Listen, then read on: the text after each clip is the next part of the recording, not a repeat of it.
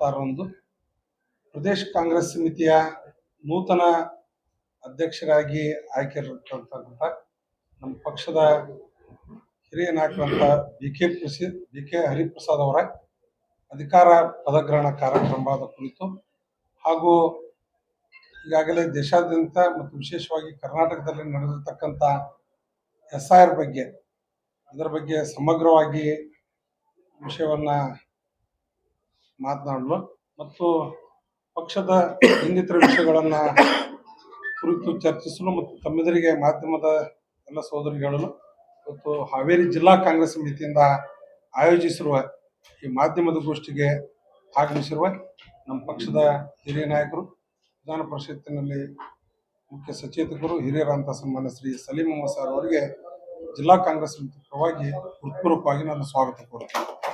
ಹಾಗೆ SIR ಕಮಿಟಿಯ ಬೆಳಗಾವಿ ಜಿಲ್ಲಾ ಉಸ್ತುವಾರಿಗಳು, ವಿಧಾನ ಪರಿಷತ್ತಿನ ಸದಸ್ಯರು ಅಂತ ಹಿರಿಯರಂತಹ ಶ್ರೀ FH ಜಕ್ಕಪ್ಪನವರು ಸರ್ ಸಹ ಈ ಒಂದು ಮಾಧ್ಯಮದ ಗೋಷ್ಠಿಗೆ ಹೃತ್ಪೂರ್ವಕವಾಗಿ ಸ್ವಾಗತ ಕೋರುತ್ತೇನೆ. ನಮ್ಮ ಪಕ್ಷದ ಹಿರಿಯರು, ಬ್ಯಾಡಗಿ ವಿಧಾನಸಭಾ ಮತಕ್ಷೇತ್ರದ ಜನಪ್ರಿಯ ಶಾಸಕರು, ಕರ್ನಾಟಕ ರಾಜ್ಯ ಅರಣ್ಯ ಅಭಿವೃದ್ಧಿ ನಿಗಮದ ಅಧ್ಯಕ್ಷರಾದಂಥ ಸನ್ಮಾನ್ಯ ಶ್ರೀ ಬಸವರಾಜ ಶಿವನ್ ಸಾಹೇಬರು ಸಹ ಈ ಮಾಧ್ಯಮದ ಗೋಷ್ಠಿಗೆ ಹೃತ್ಪೂರ್ವಕವಾಗಿ ಸ್ವಾಗತ ಕೋರುತ್ತೇನೆ. ಹಾಗೆ ಹೆಸ್ಕಾಮಿನ ಅಧ್ಯಕ್ಷರು, ಮಾಜಿ ಶಾಸಕರು, ಶಿಗ್ಗಾಂವ ತಾಲೂಕಿನ ಆತ್ಮೀಯರಂತ ಶ್ರೀ ಅಜ್ಜಂಪೀರ್ ಖಾದ್ರಿ ಸಾಹೇಬರು ಸಹ ಈ ಸಭೆಗೆ ಹೃತ್ಪೂರ್ವಕವಾಗಿ ನಾನು ಸ್ವಾಗತ ಕೋರುತ್ತೇನೆ. ಹಾಗೆ ಗಡಿ ಪ್ರಾಧಿಕಾರದ ಅಧ್ಯಕ್ಷರು, ಈ SIR ಕಮಿಟಿಯ ಮೇಲ್ವಿಚಾರಣಾ ಸಮಿತಿಯ ಸದಸ್ಯರು, ಹಾವೇರಿ ಜಿಲ್ಲೆಯ ಇನ್ಚಾರ್ಜ್ ಅಂತ ಶ್ರೀ ಸೋಮಣ್ಣ ಬೇಣುವರನ್ನು ಸಹ ಈ ಸಭೆಗೆ ಹೃತ್ಪೂರ್ವಕವಾಗಿ ಸ್ವಾಗತ ಕೋರುತ್ತೇನೆ. ನಮ್ಮ ಪಕ್ಷದ ಹಿರಿಯರು, ನಗರಾಭಿವೃದ್ಧಿ ಪ್ರಾಧಿಕಾರದ ಅಧ್ಯಕ್ಷರು ಅಂತ ಶ್ರೀ SFN ಗಾಜುಗೌಡರನ್ನು ಸಹ ಈ ಸಭೆಗೆ ಹೃತ್ಪೂರ್ವಕವಾಗಿ ಸ್ವಾಗತ ಕೋರುತ್ತೇನೆ. ಹಾಗೆ KPCCಯ ಪ್ರಧಾನ ಕಾರ್ಯದರ್ಶಿಗಳಂತ ಶ್ರೀ MM ಹಿರೇಮಠರನ್ನು ಸಹ ಈ ಸಭೆಗೆ ಹೃತ್ಪೂರ್ವಕವಾಗಿ ಸ್ವಾಗತ ಕೋರುತ್ತೇನೆ. ಹಾಗೆ ನಮ್ಮ SV ಪಾಟೀಲ್ ವಕೀಲರನ್ನು ಸಹ ಸ್ವಾಗತ ಕೋರುತ್ತೇನೆ. ಹಾಗೆ ಪಕ್ಷದ ಹಿರಿಯರಂತ ಶ್ರೀ ಕೊಟ್ರೇಶಣ್ಣ ಬಸವಣ್ಣವ್ರನ್ನ, ಕೃಷ್ಣಪ್ಪ ಕಂಬಳೂರ್ನ, MM ಮೊಯ್ದೂರನ್ನ ಮತ್ತು ನಮ್ಮ ಪುಟ್ಟಣ್ಣವ್ರನ್ನ, ನಮ್ಮ ಎಲ್ಲ ಬ್ಲಾಕ್ ಸಮಿತಿ ಅಧ್ಯಕ್ಷರನ್ನು ಸಹ ಈ ಮಾಧ್ಯಮದ ಗೋಷ್ಠಿಗೆ ಸ್ವಾಗತ ಕೋರಿ, ಈ ಒಂದು ಮಾಧ್ಯಮದ ಗೋಷ್ಠಿಗೆ ನಮ್ಮ ಕರೆಗೂ ಒಗ್ಗಟ್ಟು ಆಗಮಿಸಿರುವ ನಮ್ಮ ಪ್ರಿಂಟ್ ಮೀಡಿಯಾ ಮತ್ತು ಎಲೆಕ್ಟ್ರಾನಿಕ್ ಮೀಡಿಯಾ ಎಲ್ಲ ಸೋದರರು ಸಹ ನಾನು ಹೃತ್ಪೂರ್ವಕವಾಗಿ ಪಕ್ಷದ ಪರವಾಗಿ ಸ್ವಾಗತ ಕೋರಿ, ಸನ್ಮಾನ್ಯ ಶ್ರೀ ಸಲೀಂ ಅಹಮದ್ ಸಾಹೇಬ್ರವರು ಮಾಧ್ಯಮದ ಗೋಷ್ಠಿಯನ್ನು ತಿಳಿಸಿಕೊಡ್ಬೇಕಂತ ಅವ್ರಿಗೆ ನಮಗೆಲ್ಲ ಸ್ವಾಗತ ಬಯಸ್ತಾ,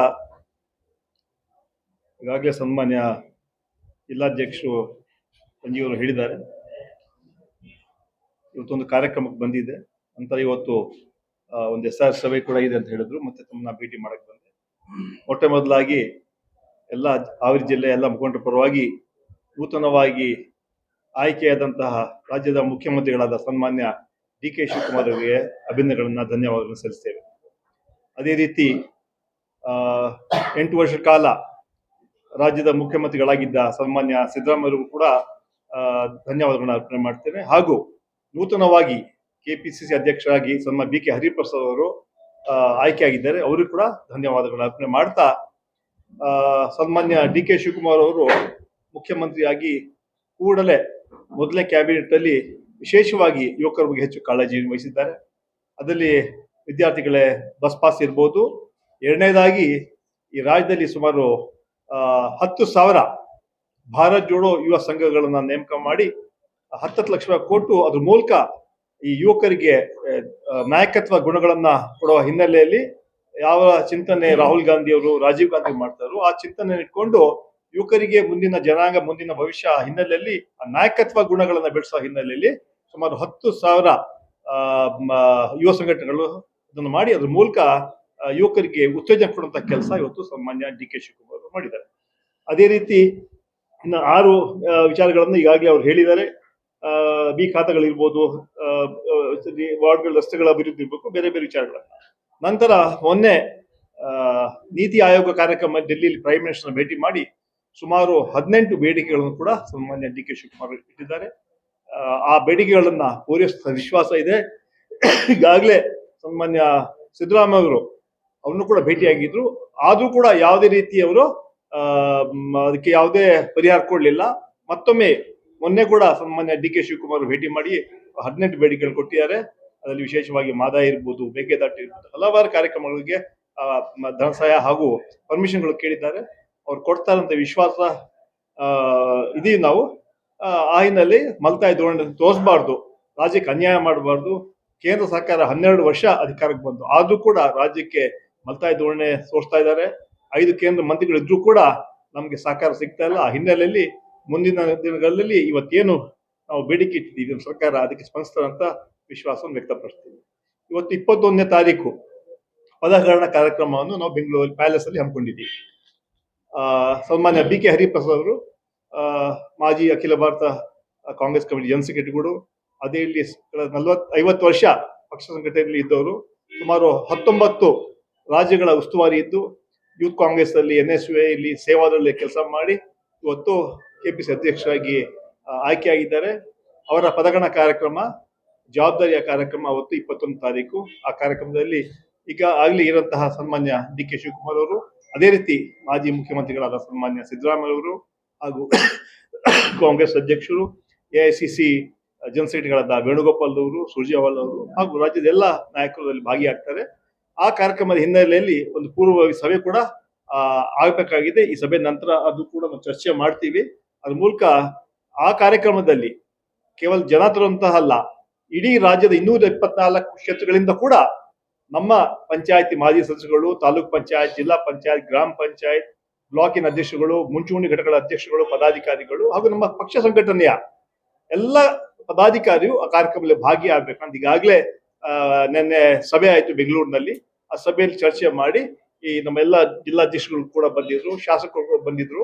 ಅವತ್ತು ಇಡೀ ರಾಜ್ಯದಿಂದ, ಇಡೀ ಎಲ್ಲಾ ಭಾಗಗಳಿಂದ, ಎಲ್ಲಾ ತಾಲೂಕುಗಳಿಂದ, ಎಲ್ಲಾ ಪಂಚಾಯತಿಗಳಿಂದ ಮತ್ತೆ ಎಲ್ಲ ಬೂತ್ಗಳಿಂದ ಆ ಜನರು ಆ ಕಾರ್ಯಕ್ರಮ ಬಂದು ಅದ್ರ ಮೂಲಕ ಮುಂದೆ ಬರುವಂತಹ ಚುನಾವಣೆ ಏನ್ ಬರ್ತಾ ಇದೆ, ತಾಲೂಕ್ ಪಂಚಾಯತ್, ಜಿಲ್ಲಾ ಪಂಚಾಯತ್, ಕಾರ್ಪೊರೇಷನ್ ಅಥವಾ ಗ್ರಾಮ ಪಂಚಾಯತ್ ಇರ್ಬೋದು, ಅದಕ್ಕೂ ಕೂಡ ಶಕ್ತಿ ಬರುವ ರೀತಿಯಲ್ಲಿ ಇವತ್ತು ಕಾರ್ಯಕ್ರಮವನ್ನು ಹಮ್ಮಿಕೊಂಡಿದ್ದೀವಿ.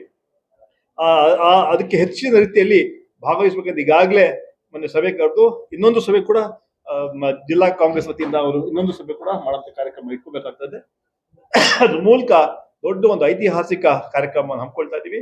ಕನಿಷ್ಠ 1 ಲಕ್ಷ ಜನ ಆ ಕಾರ್ಯಕ್ರಮದಲ್ಲಿ ಭಾಗಿಯಾಗ್ತಾರೆ. ಅದಕ್ಕೆ ನಮ್ಮ ಪಕ್ಷದ ಕಾರ್ಯಕರ್ತರು, ಮುಖಂಡರುಗಳು ತಾವೆಲ್ಲ ಅದಕ್ಕೆ ಭಾಗವಹಿಸಬೇಕಂತ ತಮ್ಮ ಮೂಲಕ ಅವರಿಗೆ ಸ್ವಾಗತವನ್ನು ನಾನು ಮಾಡ್ತಾ ಇದ್ದೇನೆ. ಈಗ ನಾವು ಕಾಂಗ್ರೆಸ್ ಪಕ್ಷ, ಕರ್ನಾಟಕ ಪ್ರದೇಶ ಕಾಂಗ್ರೆಸ್ ಸಮಿತಿ ಈ ಕರ್ನಾಟಕದಲ್ಲಿ ಪ್ರಾರಂಭಿಸಿದಂಥ ಸ್ಪೆಷಲ್ ಇಂಟೆನ್ಸಿವ್ ರಿವ್ಯೂ ಏನಿದೆ ಅದನ್ನು ನಾವು ಗಂಭೀರವಾಗಿ ಪರಿಗಣಿಸಿದ್ದೇವೆ. ನನಗೆ ಬೆಳಗಾವಿ ವಿಭಾಗದ 48 ವಿಧಾನಸಭಾ ಕ್ಷೇತ್ರಗಳ ಮೇಲ್ವಿಚಾರಣೆಯ ಜವಾಬ್ದಾರಿ ಕೊಟ್ಟಿದ್ದಾರೆ. ಈಗಾಗಲೇ ಹಲವಾರು ಜಿಲ್ಲೆಯಲ್ಲಿ ಹೋಗಿ ಬಂದಿದ್ದೇವೆ. ಇದಕ್ಕೆ ಉದ್ದೇಶ ಏನು ಅಂತಂದ್ರೆ, ಈಗಾಗಲೇ ತಾವು ಅನುಭವಕ್ಕೆ ತಮಗೆ ಬಂದಿದೆ ಅಂತ ಕಾಣುತ್ತದೆ. ವೆಸ್ಟ್ ಬೆಂಗಾಲ್ನಲ್ಲಿ, ಬಿಹಾರದಲ್ಲಿ, ಉತ್ತರ ಪ್ರದೇಶದಲ್ಲಿ, ತಮಿಳುನಾಡಿನಲ್ಲಿ SIR ಮಾಡೋದ್ರ ಮುಖಾಂತರ ಇದು ಮತ ಪರಿಷ್ಕರಣೆ ಅನ್ನೋದನ್ನ ಸ್ವಾಗತಿಸ್ತೇವೆ. ಆದರೆ ಕೆಲವೊಂದು ಸಮುದಾಯಗಳಿಗೆ ಮತ ನಿರಾಕರಣೆಯನ್ನ ನಾವು ಖಂಡಿಸ್ತೇವೆ. ಆದರೆ ನಾವು ಕಾನೂನಿನ ವ್ಯಾಪ್ತಿಯಲ್ಲಿ ಕಾಂಗ್ರೆಸ್ ಕೆಲಸ ಮಾಡುವಂತ ಸಂದರ್ಭದಲ್ಲಿ ಮೂಲಭೂತವಾಗಿ ಅವರು ಗುರಿ ಇಟ್ಟಿರುವಂತದ್ದು ಕೆಲವೊಂದು ಸಮುದಾಯಗಳಿಗೆ ಮತದಾನ ಹಕ್ಕನ್ನ ಕಿತ್ಕೋಬೇಕು ಅಂತ ಹೇಳಿ ಅದನ್ನೇ ವೆಸ್ಟ್ ಬೆಂಗಾಲ್ದಲ್ಲಿ ಮಾಡಿದ್ರು. ಮಾಡಿ ಅಷ್ಟೇ ಅಲ್ಲ, ಚುನಾವಣೆಯ ಮೋಸಗಳು ಇರಲಿ, 4,000 ಅವು ಮೆಷಿನ್ ಇದಾವಲ್ಲ ಅವನ್ನೇ ಸುಟ್ಟು ಹಾಕುವಂಥದ್ದನ್ನ ನೋಡಿದ್ರೆ ಎಲ್ಲೇ ಒಂದು ಅನುಮಾನ, ಈ BJP ಸರ್ಕಾರ ಪ್ರಜಾಪ್ರಭುತ್ವದಲ್ಲಿ ನಂಬಿಕೆ ಇಲ್ಲ ಅನ್ನುವಂಥ ಮಾತು ನಮ್ಗೆ ಬರ್ತಾ ಇದೆ. ಆದ್ದರಿಂದ ಮತದಾನ ಹಕ್ಕು ಕಿತ್ಕೊಳ್ಳುವಂತ ಈ ಸಂದರ್ಭದಲ್ಲಿ ನಾವು ನಮ್ಮ DK ಶಿವಕುಮಾರ್ ಅವರು ಅವರ ಅಧ್ಯಕ್ಷ ಇದ್ದಾಗ VR ಸುದರ್ಶನ್ ಅವರ ಅಧ್ಯಕ್ಷತೆಯಲ್ಲಿ ಒಂದು ಸಮಿತಿ ರಚನೆ ಮಾಡಿ ನಮಗೆಲ್ಲ ಒಂದಿಷ್ಟು ಕೆಲಸ ಕೊಟ್ಟಿದ್ದಾರೆ. ನಮ್ಮ ಮುಖ್ಯಮಂತ್ರಿಗಳು ಬಹಳ ಗಂಭೀರವಾಗಿ ಇದಕ್ಕೆ ಕೆಲಸ ಮಾಡಬೇಕು ಅಂತ ಹೇಳಿದ್ದಾರೆ. ಆ ನಂತರ ಎರಡನೇದಾಗಿ ನಮ್ಮ ಈಗ BK ಹರಿಪ್ರಸಾದ್ ಅವರು ನಮಗೆ ಈಗ ಹಲವಾರು ಕಾರ್ಯಕ್ರಮಗಳನ್ನ ಗಂಭೀರವಾಗಿ ಪ್ರಾರಂಭಿಸಬೇಕು. ಯಾಕಂದ್ರೆ 30 ಜೂನ್ 2026 ಜುಲೈ 1ನೇ ತಾರೀಕಿಂದ ಎಲ್ಲರೂ ಪ್ರಥಮ ಬಾರಿಗೆ ಎಲ್ಲರೂ ಎನ್ಯುಮರೇಷನ್ ಫಾರ್ಮ್ ಫಿಲ್ಅಪ್ ಮಾಡ್ಕೊಡ್ಬೇಕು ಎಲ್ಲರೂ. ಇದು ಎಲ್ಲಿ ಆಗಲ್ಲ ಅಂತ, ಯಾಕಂದ್ರೆ ನಾವು 1950ರಲ್ಲಿ ಪೀಪಲ್ ರಿಪ್ರೆಸೆಂಟೇಷನ್ ಆಕ್ಟ್ ಅಂಬೇಡ್ಕರ್ ಬರೆದ ನಂತರ ಸುಕುಮಾರ್ ಸೇನ್ ಅವರು ಎಷ್ಟು ಚೆನ್ನಾಗಿ ಇಲೆಕ್ಷನ್ ಮಾಡಿದ್ರು, ಎಲ್ಲ ಭಾರತೀಯರಿಗೆ ಮತದಾನ ಹಕ್ಕು ಕೊಟ್ಟಿದ್ರು. ಆದ್ರೆ ಇವತ್ತು ಮತದಾನ ಹಕ್ಕನ್ನು ಕಿತ್ಕೊಳ್ಳುವ ಸಂದರ್ಭದಲ್ಲಿ ನಾವು ಸಾರ್ವಜನಿಕರ ಹತ್ರ ವಿನಂತಿ ಮಾಡ್ಕೊಳ್ತೇವೆ, ದಯವಿಟ್ಟು 5 ಡಾಕ್ಯುಮೆಂಟ್ ಈ 5 ಡಾಕ್ಯುಮೆಂಟ್ ಅನ್ನ ಕೂಡಲೇ ನೀವು ಪಡ್ಕೋಬೇಕು.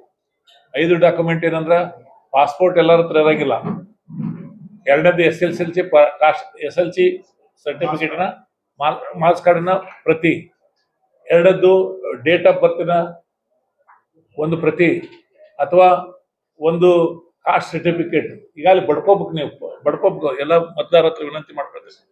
ಮೂರನೇದು ಡಾಕ್ಯುಮೆಂಟ್, ಇದನ್ನ ಪ್ರಾಪರ್ಟಿ ಡಾಕ್ಯುಮೆಂಟ್.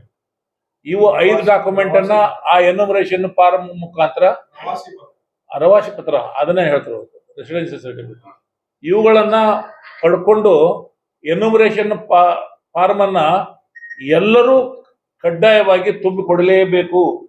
BLOಗಳು ಬರ್ತಾರೆ ನಿಮ್ಮನೆಗೆ, ಅದನ್ನ ನಮ್ಮ ಕಾಂಗ್ರೆಸ್ಸಿನ BL2ಗಳಿರ್ತಾರೆ, ಅವರ ಸಹಾಯದ ಮುಖಾಂತರ ದಯವಿಟ್ಟು ಎಲ್ಲ ಹಾವೇರಿ ಜಿಲ್ಲೆಯ ಜನತೆಗೆ ನಾವು ವಿನಂತಿ ಮಾಡ್ಕೊಳ್ತೇನೆ, ಈ ಎನ್ಯುಮರೇಷನ್ ಫಾರ್ಮ್ ಅನ್ನ ತುಂಬದೇ ಹೋದ್ರೆ ನಿಮಗೆ ಮತದಾನ ಹಕ್ಕು ಬರಂಗಿಲ್ಲ. ಮತದಾನ ಹಕ್ಕು ಬರದೇ ಹೋದ್ರೆ ನಿಮಗೆ ಸಿದ್ದರಾಮಯ್ಯ ಸರ್ಕಾರದಲ್ಲಿ ಮತ್ತು ಮುಂದುವರೆದ ಸರ್ಕಾರದಲ್ಲಿ ನಾವು ಕಾಂಗ್ರೆಸ್ ಸರ್ಕಾರ ಕೊಟ್ಟಂತ ಯಾವುದೇ ಭಾಗ್ಯಗಳು, ಗ್ಯಾರಂಟಿಗಳು ಲಭ್ಯ ಆಗಂಗಿಲ್ಲ, ವಂಚಿತರಾಗ್ಬಿಡ್ತಾರೆ. ಇದನ್ನ ಬಿಜೆಪಿಯವರು ಇವರಿಗೆ, ಬಡವರಿಗೆ ಮತ್ತು ಪರಿಶಿಷ್ಟ ಜಾತಿಯವರಿಗೆ, ಮುಸಲ್ಮಾನರಿಗೆ, ಕ್ರಿಶ್ಚಿಯನ್ರಿಗೆ ಇವುಗಳ ಸೌಲಭ್ಯಗಳನ್ನ ವಂಚನೆ ಮಾಡಬೇಕಂತ ಹೊಂಚು ಹಾಕಿದ್ದಾರೆ.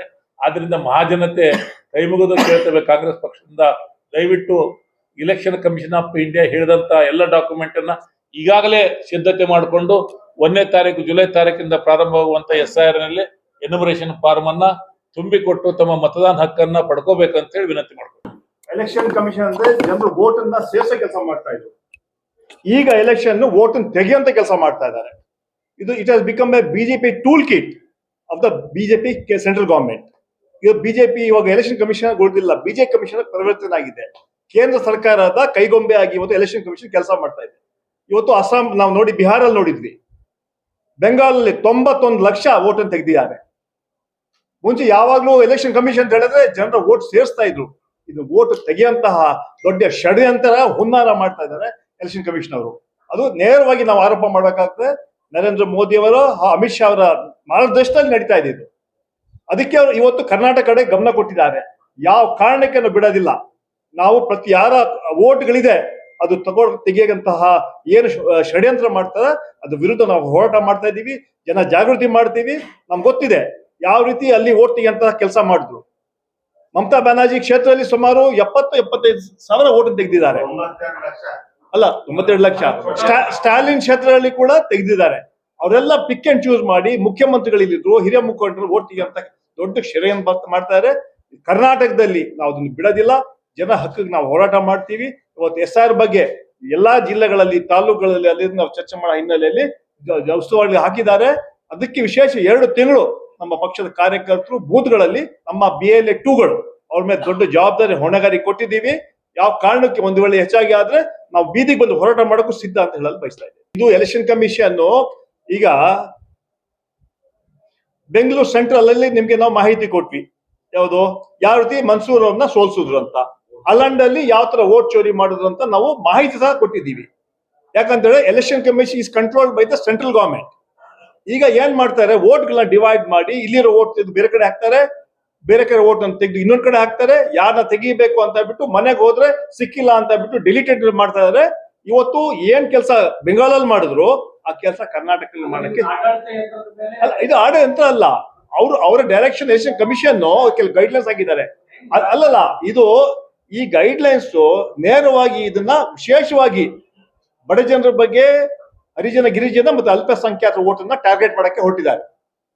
ವಿಶೇಷವಾಗಿ ಯಾರು ಕಾಂಗ್ರೆಸ್ ಪಕ್ಷಕ್ಕೆ ವೋಟ್ ಹಾಕೋರು ಇದ್ದಾರೆ ಆ ವೋಟ್ಗಳನ್ನ ಡಿವೈಡ್ ಮಾಡಬೇಕು, ಅವ್ರನ್ನ ಡಿಲೀಟ್ ಮಾಡ್ಬೇಕಂತ ದೊಡ್ಡ ಹುನ್ನಾರ ಮಾಡ್ತಾ ಇದ್ದಾರೆ. ಅದು ಸಕ್ಸಸ್ಫುಲ್ ಆದ್ರು ಬಿಹಾರಲ್ಲಿ, ಸಕ್ಸಸ್ಫುಲ್ ಆದ್ರು ಬೆಂಗಾಲಲ್ಲಿ. ಕರ್ನಾಟಕದಲ್ಲಿ ಮಾತ್ರ ನಾವು ಬಿಡಕ್ಕೆ ನಾವು ಮಾಡ್ತೀವಿ. ನಮ್ಮ BL2ಗಳಿಗೆ ಈಗಾಗಲೇ ಟ್ರೈನಿಂಗ್ ಕೊಟ್ಟಿದ್ದೀವಿ. ಅದ್ರ ಬಗ್ಗೆ ನಮ್ಮ ಕಾರ್ಯಕರ್ತರು ಪ್ರತಿಯೊಂದು ಓಟು ಯಾರು ಓಟ್ ಹಾಕಂತ ಹಕ್ಕಿದೆ ಆ ಓಟ್ ಕಸಿಯುವಂತ ಕೆಲಸ ಏನು ಇವತ್ತು ಮಾಡ್ತಾರೆ ಅದನ್ನ ಬಿಡೋದಿಲ್ಲ. ನಾವು ನಮ್ಮ BLA2ಗಳು ನಾವು ಮಾಡಿಸ್ತೀವಿ. ಈಗ ದಾಖಲೆ ಕೊಡ್ತಾರೆ, ಈ ದಾಖಲೆ ಸರಿ ಇಲ್ಲ ಅಂತ ಎಲೆಕ್ಷನ್ ಕಳ್ಸಿಬಿಡ್ತಾರೆ, ಇನ್ನೊಂದು ದಾಖಲೆ ತಗೊಂಬನ್ನಿ ಅಂತ ಹೇಳ್ತಾರೆ, ಅದು ಸರಿ ಇಲ್ಲ ಸ್ಪೆಲ್ಲಿಂಗ್ ಇದೆ ಅಂತ. ಇವ್ರು ಎಲೆಕ್ಷನ್ ನಲ್ಲಿ ಸೇರ್ಸಕ್ಕೆಲ್ಲ ಬರ್ಬೇಕಾಗಿರೋದು, ಹೊಸ ಮತದಾರನ ಸೇರ್ಸ್ಬೇಕಲ್ಲ.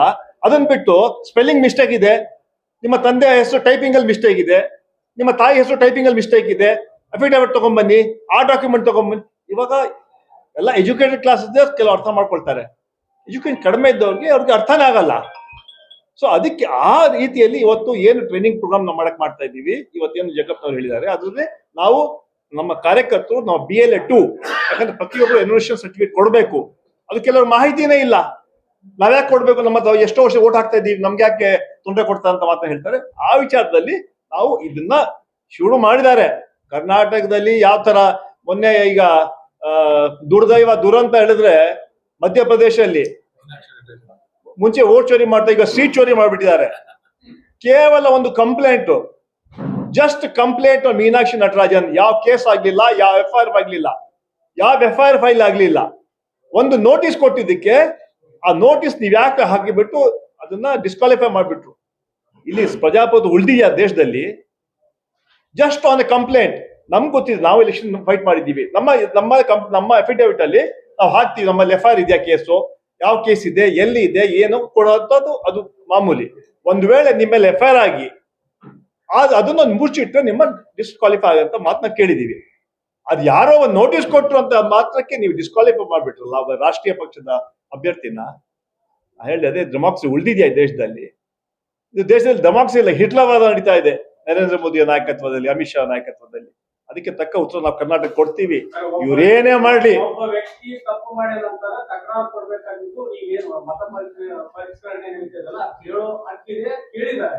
ಅದಕ್ಕೆ ಉತ್ತರ ಕೊಟ್ರೆ ಅವರು ಉತ್ತರ ಅಲ್ಲ, ಏನ್ ಮಾಡ್ತಾರೆ ಅವರು ಕನ್ಫ್ಯೂಷನ್ ಮಾಡಿರ್ತಾರೆ. ಒಂದ್ ತಗೊಂಡ್ರೆ ಇನ್ನೊಂದು ತಗೊಂಡ್ಬಂದಿ ಅಂತ ಹೇಳ್ತಾರೆ, ಇನ್ನೊಂದು ತಗೊಂಡ್ರೆ ಇನ್ನೊಂದು ತಗೊಂಡು ಹೇಳ್ತಾರೆ. ಯಾಕಂದ್ರೆ ಅವರು ಆ ಮೈಂಡ್ ಸೆಟ್ ಅವ್ರದ್ದು ಹಾಗಿದೆ.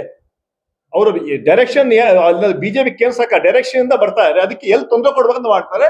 ಆದ್ರೆ ನಾವು ನಮ್ಮ BLA2ಗಳು ಈಗಾಗಲೇ ನಮ್ಮ ಕೆಲಸ ಶುರು ಮಾಡಿದ್ದೀವಿ, ಕರ್ನಾಟಕದ ಮಾಡಕ್ಕೆ ಬಿಡೋದಿಲ್ಲ ಅಂತ ಹೇಳಂತ ಮಾತು ಹೇಳಲು ಬಯಸ್ತಾ ಇದ್ದೀವಿ. ಸಿಬ್ಬಂದಿಗಳು ಅವರು ಅದ್ರ ಮೇಲೆ ನಡೀತಾರೆ. ಅವರು ಈಗ ಅವ್ರಿಗೆ ಸಿಬ್ಬಂದಿಗಳಿಗೆ ಡೈರೆಕ್ಷನ್ ಏನ್ ಕೊಡ್ತಾರೆ ಅದನ್ನ ಮಾಡ್ತಾರೆ. ಅದು ಇದೆಯಾ, ಸ್ಪೆಲ್ಲಿಂಗ್ ಮಿಸ್ಟೇಕ್ ಇದೆಯಾ, ತೆಗೀರಿ ಅವ್ರದ್ದು. ಎಲೆಕ್ಷನ್ ಅವ್ರ ಹೆಸರು ಸರಿ ಇಲ್ವಾ, ಅವ್ರ ತಂದೆ ಹೆಸರು ಸರಿ ಇಲ್ವಾ, ತೆಗೀರಿ. ವೋಟರ್ ಲಿಸ್ಟ್ ಅಲ್ಲಿ ಕಾಣ್ಲಿಲ್ವಾ, ತೆಗೀರಿ. ಹೀಗೆ ಮಾಡ್ತಾ ಹೋದ್ರೆ ನಮ್ಗೆ ಯಾವತ್ತು ಈ 45 ವರ್ಷ ಆಯ್ತು ನಾನು ರಾಜಕಾರಣ ಇಂಥದ್ದು ನೋಡ್ಲೇ ಇಲ್ಲ ನಾವು. ಎಲೆಕ್ಷನ್ ಕಮಿಷನ್ ಅಂತ ಹೇಳಿದ್ರೆ ಪಾಪ ಮನೆಗೆ ಬಂದು ಓಟ್ ಸೇರಿಸ್ತಾ ಇದ್ರು. ಈ ಎಲೆಕ್ಷನ್ ಓಟನ್ನ ತೆಗಿಯಂತ ಕೆಲಸ ಮಾಡ್ತಾರೆ. ಇದೆಲ್ಲ ಅದು ಕಾಮನ್ ವೋಟರ್ಗೆ ಈ ಮ್ಯಾಪಿಂಗು ಅದು ಇದು ಏನ್ ಗೊತ್ತಾಗಲ್ಲ. ನಮ್ಮ ಹೆಸರಿದೆ ರೀ, ನಾವು ಓಟ್ ಹಾಕಿದೀವ್ರಿ, ನಮ್ಮ ಓಟ್ ಇದ್ದೇ ಇರುತ್ತೆ, ಎಲ್ಲಿ ಹೋಗುತ್ತೆ ಅಂತ ಆ ಭಾವನೆ ಇರ್ತಾರೆ. ಅದು ಇವತ್ತು ಹೊಸ ಸಿಸ್ಟಮ್ ಅಲ್ಲಿ ಪ್ರತಿಯೊಬ್ರು ಕೂಡ ಎನ್ಯುಮರೇಷನ್ ಫಾರ್ಮ್ ಕೊಡ್ಲೇಬೇಕು. ಅದು ಮಾಹಿತಿ ಎಲ್ಲರಿಗಿಲ್ಲ. ಆ ಮಾಹಿತಿಯನ್ನು ಕೊಟ್ಟು ಅವ್ರಿಗೆ ಅವಕಾಶ ಕೊಡುವಂತ ಕೆಲಸ ಮಾಡ್ಬೇಕು. ಅದನ್ನ ಬಿಟ್ಟು ಇವರು ಬೇರೆನೇ ಕೆಲಸ ಮಾಡ್ತಾರೆ. ನಾನು ಹೇಳ್ದೆ, ಎಲೆಕ್ಷನ್ ಕಮಿಷನ್ ಆಗುದಿಲ್ಲ, BJP ಕಮಿಷನ್ ಆಗಿ ಪರಿವರ್ತನೆ ಆಗ್ಬಿಟ್ಟಿದೆ. ತಕರಾರು ತಗೊಳ್ತಾ ಇದ್ದಾರೆ. ಇವತ್ತು ನಾನು ಹೇಳ್ದೆ ನಿಮ್ಗೆ, just for A complaint Meenakshi Natarajan ನಮ್ಮ ಕ್ಯಾಂಡಿಡೇಟ್, ನ್ಯಾಷನಲ್ ಪಾರ್ಟಿ ಕ್ಯಾಂಡಿಡೇಟ್ ನ ಡಿಸ್ಕ್ವಾಲಿಫೈ ಮಾಡ್ತಾ ಅಂತ ಹೇಳಿದ್ರೆ, ಇವತ್ತೆಲ್ಲ ನೀವೆಲ್ಲ ನೋಡಿ ಎಷ್ಟೋ ಎಲೆಕ್ಷನ್ ನೋಡಿದೀರಾ. ನಮ್ಮ ನಾಮಿನೇಷನ್ ಅಲ್ಲಿ ನಮ್ಮ FIR ಫೈಲ್ ಆದ್ರೆ ಅದನ್ನ ತೋರಿಸ್ಬೇಕಂತ ಕಂಪಲ್ಸರಿ ಇದೆ. ಎಲ್ಲ ಕೊಟ್ಟಾಯ್ತು, ಸುತ್ತಲೆಲ್ಲ ಕೊಟ್ಟಾಯ್ತು, ಎಲ್ಲ ಹೇಳಿ ಆಯ್ತು, ಯಾವ ಕೇಸ್ ಇಲ್ಲ ಅಂತ ತೋರಿಸಿ ಆಯ್ತು, ಯಾವ ಕಂಪ್ನಿ ರಿಜಿಸ್ಟರ್ ಆಗಿದ್ದು ತೋರಿಸಿ ಆಯ್ತು. ಕೊನೆಗೆ ಏನ್ ಹೇಳ್ತಾರೆ, ಎಲೆಕ್ಷನ್ ಏನ್ ಆಫೀಸರ್ ಇರ್ತಾರಲ್ಲ ಅವ್ರು ಹೇಳಿದ್ರೆ ಸರಿ ಅಂತ ಹೇಳ್ಬಿಟ್ಟು ಅದು ಟೈಮಿಂಗ್ ಅಲ್ಲ, ಇಲ್ಲ ಟೈಮ್ ಇಲ್ಲ, ಎಲ್ಲ ಇತ್ತು ಟೈಮು. ಸಾಯಂಕಾಲ ಒಂದು ಕೊಡ್ತಾರೆ, ಯಾಕೆ ಗೊತ್ತಾ, ನೆಕ್ಸ್ಟ್ ಡೇ ಅವ್ರು ಕೋರ್ಟ್ಗೆ ಹೋಗ್ಲೇಬಾರ್ದು ಅಂತ 6 ಗಂಟೆಗೆ ಜಡ್ಜ್ಮೆಂಟ್ ಕೊಡ್ತಾರೆ. ಇಡೀ ದೇಶ ನೋಡಿದೆ ಅದು. ನಾವು ಕೂಡ ಎಷ್ಟೊಂದು ಲಿಸ್ಟ್ ಮಾಡಿ, ನೀವು ಎಲ್ಲ ನೋಡಿದೀರಾ. ಯಾವತ್ತೋ ಒಂದ್ರ ಮೇಲೆ ಕೇಸ್ ಇದ್ದು FIR ಫೈಲ್ ಆಗಿ ಅಫಿಡವಿಟ್ ಎಲ್ಲ ತೋರಿಸಲಿಲ್ಲ ಅಂತ ಹೇಳಿದ್ರೆ ಎಸ್, ಕಾನೂನು ಬಾಹಿರ ನೀವು ರಿಜೆಕ್ಟ್ ಮಾಡಿ. ಇಲ್ಲ, ಜಸ್ಟ್ ಬಿಕಾಸ್ ಯಾರೋ ಕಂಪ್ಲೇಂಟ್ ಕೊಟ್ರು ಅಂತ ಹೇಳ್ಬಿಟ್ಟು ಕಂಪ್ಲೇಂಟ್ ಅಲ್ಲಿ FIR ಆಗಿಲ್ಲ, ರಿಜಿಸ್ಟರ್ ಆಗಿಲ್ಲ, ನೇರವಾಗಿ ಅದನ್ನು ಡಿಸ್ಕ್ವಾಲಿಫೈ ಮಾಡ್ತಾ ಅಂತ ಹೇಳಿದ್ರೆ ಈ ರಾಜ್ಯದ ದೇಶದಲ್ಲಿ ಡೆಮೋಕ್ರಸಿ ಇಸ್ ನಾಟ್, ಸಂಪೂರ್ಣವಾಗಿ ನಾಶ ಮಾಡಿಬಿಟ್ಟಿದ್ದಾರೆ. ಅದರಿಂದ ನಾವು ಹೋರಾಟ ಮಾಡ್ತೀವಿ. ಕರ್ನಾಟಕದಲ್ಲಿ ನಾವು ಎಚ್ಚೆತ್ತುಕೊಂಡಿದೀವಿ, ಇಲ್ಲ ಅಂತಲ್ಲ. ನಾವು ಕಳೆದ 6 ತಿಂಗಳಿಂದ 1 ವರ್ಷದಿಂದ ನಾವು ಈ SIR ಬಗ್ಗೆ ನಮ್ಮ BLAಗಳನ್ನ ನಾವು ಎಲ್ಲ ಹೇಳಿದ್ದೀವಿ. ಈಗಾಗಲೇ ಮನೆ ಹೋಗ್ತಾ ಇದ್ದಾರೆ. ನಾವು ಮಾಡ್ತೀವಿ. ಆದ್ರೂ ಕೂಡ ಎಲ್ಲೋ ಕೆಲವು ಕಾಣದ ಕೈಗಳು ಎಲೆಕ್ಷನ್ ಕಮಿಷನ್ ನ ಕೆಲಸ ಮಾಡಕ್ಕೆ ಪ್ರಯತ್ನ ಶುರು ಮಾಡ್ತಾರೆ ಅಂತ ನಿಮ್ಮ ಕಾರ್ಯಕರ್ತರು ಯಾವ ರೀತಿ ಸಿದ್ಧ ಆಗಿದ್ದಾರೆ? ಇಲ್ಲ, ಇದಕ್ಕೆ ನಮ್ಮ SIR ಗೆ ನಮ್ಮ ಕಾರ್ಯಕರ್ತರು ಕಳೆದ 6 ತಿಂಗಳು 1 ವರ್ಷದಿಂದ ಸನ್ಮಾನ್ಯ DK ಶಿವಕುಮಾರ್ ಅವರು ಅಧ್ಯಕ್ಷರು ಆವಾಗಲೇ ಎಲ್ಲ ಕಮಿಟಿಗಳು ಮಾಡಿ ಎಲ್ಲ ಜಿಲ್ಲೆಗಳಿಗೆ ಹೋಗ್ಬಿಟ್ಟು SR ಬಗ್ಗೆ ಟ್ರೈನಿಂಗ್ ಒಂದ್ 2-3 ಸಂಸ್ಥೆಗಳು ಇದೆ, ಅವರೆಲ್ಲ ಬಂದು ಟ್ರೈನಿಂಗ್ ಕೊಡ್ತಾ ಇದ್ದಾರೆ. ಮೊನ್ನೆ ಬೆಂಗಳೂರು ಕೂಡ ಟ್ರೈನಿಂಗ್ ಆಯ್ತು. ಎಲ್ಲ ನಮ್ಮ BLA ಕರ್ತಿದೀವಿ ನಾವು. BLA 1 ಅಂದ್ರೆ ಅಲ್ಲಿ ನಮ್ಮ ಸೀನಿಯರ್ ಲೀಡರ್ ಇರ್ತಾರೆ, BLA 2 ನಮ್ಮ ಬೂತ್ ಏಜೆಂಟ್ಸ್ ಇರ್ತಾರೆ. ಆ ಬೂತ್ ಏಜೆಂಟ್ಸ್ ಮೂಲಕ ಇನ್ನು ನೆಕ್ಸ್ಟ್ 1.5 ತಿಂಗಳು 2 ತಿಂಗಳು ನಮ್ದು ಇದೇ ಕಾರ್ಯಕ್ರಮ. ಒಟ್ಟಾರೆ ನಾವು ಇಲ್ಲಿ ಕರ್ನಾಟಕದಲ್ಲಿ ಕಲ್ಕತ್ತಾ ಆಗಕ್ಕೆ ಬಿಡಲ್ಲ, ಬಿಹಾರ ಆಗಕ್ಕೆ ಬಿಡಲ್ಲ. ಹಾಗೂ BK ಹರಿಪ್ರಸಾದ್ ಅವರು ಆ ಮೂಲಕ ಅವರು ಕಾರ್ಯಕ್ರಮದಲ್ಲಿ ಬರ್ತಾರೆ. ಮತ್ತೆ ಪಕ್ಷ ಹಿರಿಯ ಮುಖಂಡರೆಲ್ಲ ಬರ್ತಾ ಇದ್ದಾರೆ. ಅದ್ ಮೂಲಕ ದೊಡ್ಡ ಒಂದು ವೇದಿಕೆ ಅದು. ಆ ದೊಡ್ಡ ವೇದಿಕೆ ಅಂತ ನಾವು ದೊಡ್ಡ ಒಂದು ಸಂದೇಶ ಕೊಡುವಂತ ಕೆಲಸ ಮಾಡ್ತೀವಿ. ದೊಡ್ಡ ಕಾರ್ಯಕ್ರಮ, ಸುಮಾರು 1 ಲಕ್ಷ ಜನ ಆ ಕಾರ್ಯಕ್ರಮ ಭಾಗಿಯಾಗಿದ್ದಾರೆ. 15 ತಾರೀಕು MLC ಎಲೆಕ್ಷನ್ಸ್ ಇದೆ. ಅದಾದ್ಮೇಲೆ 21 ತಾರೀಕು ಪದಗ್ರಹಣ ಕಾರ್ಯಕ್ರಮ ಇದೆ. ನಂತರ ಮುಖ್ಯಮಂತ್ರಿಗಳು ಮತ್ತೆ ಹಿರಿಯ ಮುಖಂಡರು ಪಕ್ಷದ ಹೈಕಮಾಂಡ್ ಭೇಟಿ ಮಾಡಿ ಯಾವಾಗ ಮಾಡ್ಬೇಕಂತ ತೀರ್ಮಾನ ಮಾಡ್ತಾರೆ.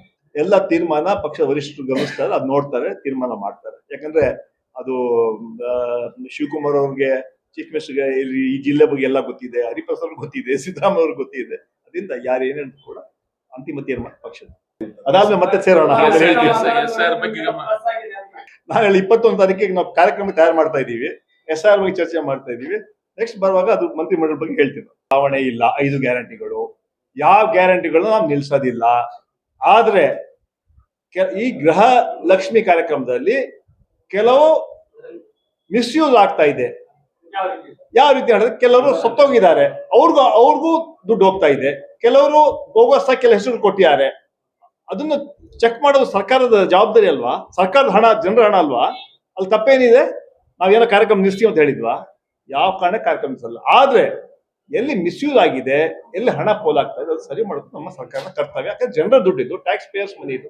ಅದರಿಂದ ಗೃಹಲಕ್ಷ್ಮಿ ಇರ್ಬೋದು, ಗೃಹ ಜ್ಯೋತಿ ಇರ್ಬೋದು, ಎರಡೂ ಅಲ್ಲಿ ಚೆಕ್ ಮಾಡ್ಬಿಟ್ಟು ಮತ್ತೆ ಎಲ್ಲರಿಗೂ ಮತ್ತೆ ಆಫೀಸ್ ಕೊಟ್ಟು ಮತ್ತೆ ಇಲ್ಲ ದಾಖಲೆ ಕೊಡೋಕ್ಕಾಗಲ್ಲ ಅಂತ ನಾನೇನು ಹೇಳಿದೆ ನಿಮ್ಗೆ? ಅಥವಾ SIR ಬಗ್ಗೆ ದಾಖಲೆ ಕೊಡಲ್ಲ ಅಂತ ಯಾರು ಹೇಳಿದ್ವಿ? ಅಲ್ಲಲ್ಲ, ಕೊಡಬೇಕು. ಪ್ರತಿಯೊಬ್ಬರ ಧರ್ಮ, ಪ್ರತಿಯೊಬ್ಬರ ಕರ್ತವ್ಯ ಕೊಡಬೇಕು. ಆದ್ರೂ ಕೂಡ ಕೆಲವರು ತೊಂದರೆ ಮಾಡಕ್ಕೆ ಪ್ರಯತ್ನ ಮಾಡ್ತಾರೆ, ಕೆಲವರು ಮೈಂಡ್ ಅಲ್ಲಿ ಇಟ್ಕೊಂಡು ಮಾಡ್ತಾರೆ. ಅದು ಸರಿ ಮಾಡ್ತೀವಿ ಬಿಡಿ, ನಾವು ಅದನ್ನ ನಾವು ನೋಡ್ತೀವಿ. ಈಗ ಯಾವ ದಿವಾಳಿ ಆಗಲ್ಲ. ಕರ್ನಾಟಕದಲ್ಲಿ ನಮ್ಮ ಸರ್ಕಾರ ಸುದೃಢವಾಗಿದೆ, ಯಾವ ಕಾರ್ಯಕ್ರಮ ನಿಲ್ಲೋದಿಲ್ಲ. ನಮ್ದು ಚಿಂತನೆ, ಮುಖ್ಯಮಂತ್ರಿ ಹೇಳಿದ್ರು, ಎಲ್ಲಿ ಮಿಸ್ಯೂಸ್ ಆಗೋದು ಅದು ಸರಿ ಮಾಡೋಂಥ ಜವಾಬ್ದಾರಿ ನಮ್ದು ಅಂತ. ಆ ಕೆಲಸ ನಮ್ಮ ಅಧಿಕಾರಿಗಳಿಗೆ ಆಗ್ಲೇ ಹೇಳಿದ್ದಾರೆ. ಮತ್ತೆ ಫಾರ್ಮ್ ಕೊಡ್ಲೇಬೇಕು, ಟೆಲಿಫೋನ್ ನಂಬರ್ ಹೊಸ ಆಡ್ ಮಾಡ್ಬೇಕು, ಅಡ್ರೆಸ್ ಕೊಡ್ಲೇಬೇಕು. ಯಾರಿಗೂ ಅನ್ಯಾಯ, ಒಬ್ಬರಿಗೂ ಅನ್ಯಾಯ ಆಗುತ್ತೆ. ಈಗ ನೀವು ವಿಜಯೇಂದ್ರ ಹೇಳಿದ್ರೆ ನಾನು ಯತ್ನಾಳ್ ಏನ್ ಹೇಳ್ತಾ ಕೇಳ್ಬೇಕಾಗ್ತದೆ. ಯತ್ನಾಳ್ ಏನ್ ಹೇಳ್ತಾರೆ ಅಂತ ಕೇಳ್ಬೇಕು. ಮೊಸರಲ್ಲಿ ಕಲ್ಲು ಹುಡುಕ್ತ ಕೆಲಸ ಮಾಡಬೇಡಿ ಬಿಜೆಪಿ ಅವರೇ. ನಿಮ್ಗೆ ಏನಾದ್ರು ಅಷ್ಟು ನಮ್ಮ ಮೇಲೆ ಕೋಪ ಇದ್ರೆ ಅಥವಾ ಈ ಕಾರ್ಯಕ್ರಮ ಬಗ್ಗೆ ಹೇಳ್ಬೇಕಂದ್ರೆ ಹೇಳ್ಬಿಡಿ. ವಿಜೇಂದ್ರ ಅವ್ರು ಬಿಜೆಪಿ ಈ ಕಾರ್ಯಕ್ರಮ ನಿಲ್ಸ್ಬಿಡಿ ಅಂತ ಹೇಳೋಂತ ಧೈರ್ಯ ಇದೆಯಾ? ಆ ಯೋಗ್ಯತೆ ಇದೆಯಾ ಅವ್ರಿಗೆ? ಮೊಸರಲ್ಲಿ ಕಲ್ಲು ಹುಡುಕದ ಕೆಲಸ ಅದು ಸರಿ ಇಲ್ಲ. ಶಕ್ತಿ ಕಾರ್ಯಕ್ರಮದಲ್ಲಿ ಟೈರ್ ಪಂಚರ್ ಆಗ್ಬಿಟ್ಟಿದೆ, ಡೀಸೆಲ್ ಕಡಿಮೆ.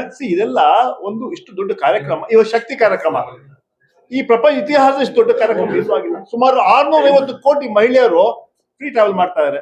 ಈಗ ನಮ್ಮ ಸ್ಟೂಡೆಂಟ್ ಫ್ರೀ ಬಸ್ ಕೊಟ್ಟು, ಇದು ಕಾರ್ಯಕ್ರಮ ಜನಕಾರ ಕಾರ್ಯಕ್ರಮ ಅಲ್ವಾ? ಅನ್ನಭಾಗ್ಯ, ಇದು ಯಾವ್ದು ಜಾತಿ ಇದೆಯಾ, ಜನಾಂಗ ಇದೆಯಾ? ಸೊ ಎಲ್ಲಾ ಸಮಾಜಕ್ಕೆ ನಾವು ಕಾರ್ಯಕ್ರಮ ಕೊಟ್ಟಿದ್ದೀವಿ. ಅದರಿಂದ ಬಿಜೆಪಿ ಅವ್ರಿಗೆ ಯಾವ್ದೋ ಆಯ್ತಪ್ಪ ಇಷ್ಟೆಲ್ಲ ಮಾಡಿದ್ರಲ್ಲ. ಮೊನ್ನೆ 2 ಎಲೆಕ್ಷನ್ ಆಯ್ತು. 2 ಎಲೆಕ್ಷನ್ ಅಲ್ಲಿ ಬಾಗಲಕೋಟೆ, ದಾವಣಗೆರೆ ಎಲ್ಲ ಭಾಷಣ ಮಾಡಿದ್ರು. ಮುಂದಿನ ಚುನಾವಣೆ, ಈ ಚುನಾವಣೆ ಇವ್ರು ಸೋಲ್ತಾರೆ, ಅದೇ ದಿಕ್ಸೂಚಿ ಅಂತ ನಾವ್ ಹೇಳಿಲ್ಲ. ಇದೇ ಭಾರತೀಯ ಜನತಾ ಪಾರ್ಟಿ ಎಲ್ಲ ಮುಖಂಡರು ಹೇಳಿದ್ರು. ಜನ ದಿಕ್ಸೂಚಿ ತೋರ್ಸ್ಬಿಟ್ರು. ಅಲ್ಲಲ್ಲ ಅಲ್ಲಲ್ಲ ಅಲ್ಲ ಅಲ್ಲ ಪಂಚರಾಜ್ಯ ಬಿಡಿ. 5 ಎಲೆಕ್ಷನ್ ಬಂತು, 5 ಬೈ ಎಲೆಕ್ಷನ್, 5ಕ್ಕೂ 5 ಜನ ನಮ್ಗೆ ಆಶೀರ್ವಾದ ಮಾಡಿದ್ದಾರೆ. ನಾವು ಗೆದ್ದಿದ್ದೀವಿ ಅಂತ ಬೀಗಲ್ಲ, ನಮ್ರತೆಯಿಂದ ಪ್ರಾಮಾಣಿಕವಾಗಿ ಕೆಲಸ ಮಾಡಿದ್ದೀವಿ. ಈ 2 ಎಲೆಕ್ಷನ್ ನಾವ್ ಹೇಳಿಲ್ಲ ದಿಕ್ಸೂಚಿ ಅಂತ. ಇದೇ ಭಾರತೀಯ ಜನತಾ ಪಾರ್ಟಿ ಎಲ್ಲ ಕೇಂದ್ರ ಮಂತ್ರಿಗಳು ಬಂದು ಹೇಳಿದ್ರು 2 ಚುನಾವಣೆಯಲ್ಲಿ ಕಾಂಗ್ರೆಸ್ ಸೋಲುತ್ತೆ, ಇದೇ ಮುಂದಿನ ಚುನಾವಣೆ ದಿಕ್ಸೂಚಿ ಅಂತ. ಇದೇ ದಿಕ್ಸೂಚಿ. 2028ರಲ್ಲಿ ಮತ್ತೆ ನಾವೇ ಅಧಿಕಾರಕ್ಕೆ ಬರ್ತೀವಿ. ಕೇಂದ್ರದಲ್ಲೂ ಕೂಡ 2029ರಲ್ಲಿ ಮತ್ತೆ ಇಂಡಿಯಾ ಮೈತ್ರಿಕೂಟ ಅಧಿಕಾರಕ್ಕೆ ಬಂದು ರಾಹುಲ್ ಗಾಂಧಿ ಪ್ರೈಮ್ ಮಿನಿಸ್ಟರ್ ಆಗ್ತಾರೆ. ಇವತ್ತು ಬರ್ದಿಟ್ಕೊಳ್ಳಿ ನೀವು. ಯಾಕಂತ ಹೇಳಿದ್ರೆ ಬಿಜೆಪಿ ಸಮಯ ಮುಗ್ದಿದೆ. ಅದೇ ಲಾಸ್ಟ್ ಎಲೆಕ್ಷನ್ ಅಲ್ಲಿ ನರೇಂದ್ರ ಮೋದಿ ಭಾಷಣ ಮಾಡಿದ್ರು, ಅಬ್ ಕಿ ಬಾರ್ 400 ಪಾರ್ ಅಂತ ಹೇಳಿದ್ರು. 250-60 ನಿಲ್ಸ್ಬಿಟ್ಟು ಇನ್ನೂರ 40 ಇಳಿದ್ಬಿಟ್ರು. ಅಪ್ಕಿ ಬಾರ್ ಘರ್ ಅಂತ, ಅಪ್ಕಿ ಬಾರ್ ಘರ್ ಹೋಗಿ ಕಳಿಸ್ತಾರೆ ಜನ ಇವತ್ತು. ಅದರಿಂದ ಆ ವಿಚಾರ ಇನ್ನೊಂದ್ಸಲ ಹಂಚ್ಕೊಳ್ಳೋಣ, ತಾವು ಕೇಳಿದಕ್ಕೆ ನಾನು ಹೇಳಿದೆ. ಅದರಿಂದ ಇವತ್ತು ಜನ ಕಾಂಗ್ರೆಸ್ ಪರವಾಗಿದ್ದಾರೆ. ಈ 2 ಕ್ಷೇತ್ರಗಳಲ್ಲಿ ಕೂಡ ಜನ ಆಶೀರ್ವಾದ ಮಾಡಿ ಕಾಂಗ್ರೆಸ್ ಪಕ್ಷಕ್ಕೆ. ನಮ್ಮ ಗ್ಯಾರಂಟಿಗಳೇ ನಮ್ಗೆ ಶ್ರೀರಕ್ಷೆ ಆಗಿದೆ. ದಾವಣಗೆರೆಯಲ್ಲಿ ನಾನು ಉಸ್ತುವಾಗಿದ್ವಿ ನಾವು, ಮತ್ತೆ ನಿಜಾಮ್ ಶೇದ್ ಮತ್ತೆಲ್ಲ ಮುಖಂಡರುಗಳು. ಸೊ ಇಡೀ ಬಾಗಲಕೋಟೆ 23,000 ಓಟಲ್ಲಿ ನಾವು ಗೆದ್ವಿ. 23, ಯಾಕಂದ್ರೆ ಜನ ನಮ್ಮ ಕಾರ್ಯಕರ್ತರಿಗೆ ಮನ್ನಣೆ ಕೊಟ್ಟಿದ್ದಾರೆ.